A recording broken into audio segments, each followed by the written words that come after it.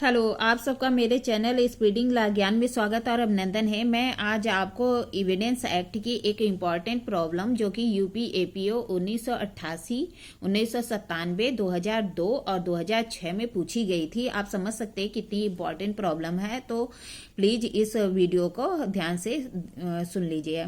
क्या कह रहा है कि ग की हत्या करने के मामले में क का विचारण हो रहा था। क्या कह रहा है, ग की हत्या के मामले में क का विचारण हो रहा था। देखने के लिए साक्ष्य है कि ग की हत्या क और ख ने की थी, और यह भी कि ख ने कहा कि क ने और मैंने ग की हत्या की है। क्या क के विरुद्ध न्यायालय ख के इस कथन को विचार में ले सकता है? क्या कह रहा है, ग की हत्या के मामले में क का विचारण हो रहा था। यह दिखाने के लिए साक्ष्य है कि ग की हत्या क और ख ने की थी, और यह कि ख ने कहा कि क ने और मैंने ग की हत्या की है। क्या क के विरुद्ध न्यायालय ऐसे ख के जो इस कथन को विचार में ले सकता है? देखिए, इंपॉर्टेंट प्रॉब्लम है और 4 बार जो है पूछी गई है, तो आप समझ सकते हैं कितनी इंपॉर्टेंट है। तो इसका उत्तर देख लीजिए। क्या कह रहा है, प्रस्तुत समस्या जो एविडेंस एक्ट की धारा 30 का दृष्टांत ख है उस पर आधारित है। धारा 30 में सह अभियुक्त की संस्कृति के बारे में उपबंध किया गया है। सह अभियुक्त की संस्कृति के बारे में क्या कह रहा है, धारा 30 के अनुसार सह अभियुक्त की संस्कृति जबकि एक से अधिक व्यक्ति क्या कह रहा है, जबकि एक से अधिक व्यक्ति एक ही अपराध के लिए संयुक्त रूप से विचारित हैं, तो उनमें से एक के द्वारा कोई कन्फेशन या संस्कृत की जाती है, तब उस संस्कृत को वह स्वयं या अन्य सह अभियुक्त प्रभावित होते हैं। उस संस्कृत से वह स्वयं या सह अभियुक्त प्रभावित होते हैं। क्या कहता है कि जबकि एक से अधिक व्यक्ति एक ही अपराध के लिए संयुक्त रूप से विचारित हैं और उनमें से किसी के द्वारा कोई कन्फेशन या संस्कृत की जाती है, तो उस संस्कृत से वह स्वयं या अन्य व्यक्ति प्रभावित होते हैं, तब न्यायालय ऐसी संस्कृति को ऐसे अन्य व्यक्ति के विरुद्ध या ऐसी संस्कृत करने वाले के विरुद्ध विचार में ले सकता है। क्या कह रहा है कि जबकि एक से अधिक व्यक्ति का एक ही अपराध के लिए संयुक्त रूप से विचारण हो रहा है और उसमें से किसी के द्वारा कन्फेशन किया जाता है, तो उस कन्फेशन से वह स्वयं या अन्य सहअभियुक्त प्रभावित है, तो न्यायालय उस संस्कृत को किसी अन्य व्यक्ति के विरुद्ध या फिर जो कन्फेशन कर रहा है उस व्यक्ति के विरुद्ध विचार में ले सकेगा। प्रस्तुत समस्या में ग की हत्या के मामले में क का विचारण किया जा रहा था। यह दिखाने के लिए साक्ष्य है कि ग की हत्या के क और ख द्वारा की गई थी, और यह कि जो ख है उसने कहा था कि मैंने और क ने मिलकर ग की हत्या की है।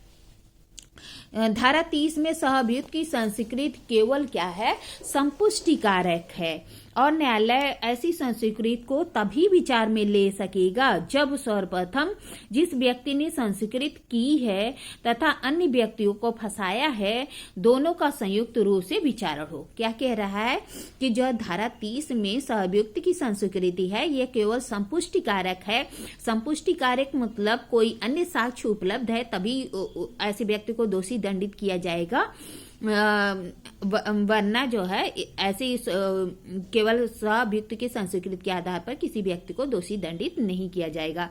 और कह रहा है न्यायालय क्या करेगा, ऐसी संस्कृति को तभी विचार में ले सकता है जबकि जिस व्यक्ति ने संस्कृत की है या जिस व्यक्ति को फंसाया है दोनों का एक साथ विचारण हो रहा हो। विचारण जो होना, दोनों का जॉइंट ट्रायल होना जरूरी है। जबकि प्रस्तुत मामले में जो क है उसका विचारण जो क है उसका विचारण ग की हत्या के लिए हो रहा था। ग की हत्या के लिए ही अन्य व्यक्ति ख का विचारण हो चुका था, जिसमें कि उसने संस्कृत की थी कि मैंने और क ने ग की हत्या की है। चूंकि क और ख का ग की हत्या के लिए संयुक्त विचारण नहीं हुआ था, अतः जो ग है उसकी हत्या के विचारण के समय ख द्वारा क के विरुद्ध की गई संस्कृति को न्यायालय विचार में नहीं ले सकता।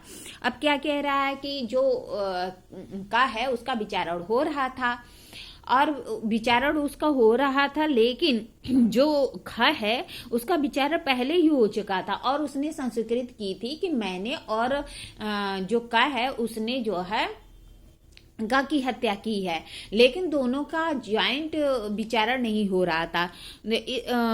संयुक्त विचारण होना इस ऐसी मामलों में जरूरी होता है। अब संयुक्त विचारण नहीं हो रहा था तो न्यायालय क्या करेगा, जो खा की संस्कृति है का के विरुद्ध उसको विचार में नहीं ले सकता है, क्योंकि ऐसे मामलों में जहां की आप देखते हैं कि कहता है कि एक से अधिक व्यक्ति होना चाहिए, एक ही अपराध होना चाहिए, उनका संयुक्त विचारण होना चाहिए, उनमें से एक द्वारा कन्फेशन होना चाहिए और उस संस्कृति को वह स्वयं या किसी अन्य व्यक्ति को प्रभावित करता हो, तो न्यायालय क्या करेगा, ऐसी संस्कृति को उस व्यक्ति के जिसने उसे किया है या जिसको उसने फंसाया है, उन दोनों का जो है संयुक्त विचारण हो रहा है, तो न्यायालय क्या करेगा, ऐसे अन्य व्यक्ति के विरुद्ध ऐसे संस्कृति को विचार में ले सकता है। अब इस मामले में क्या हुआ था कि क का विचारण तो हो रहा था, लेकिन ख जो है उसका विचारण पहले ही हो चुका था। जब पहले हो चुका था तो उसने कन्फेशन किया था कि मैंने और क ने मिलकर ग की हत्या की है, तो ऐसे कन्फेशन को न्यायालय विचार में नहीं ले सकता। क्यों? क्योंकि संयुक्त विचारण नहीं हो रहा था।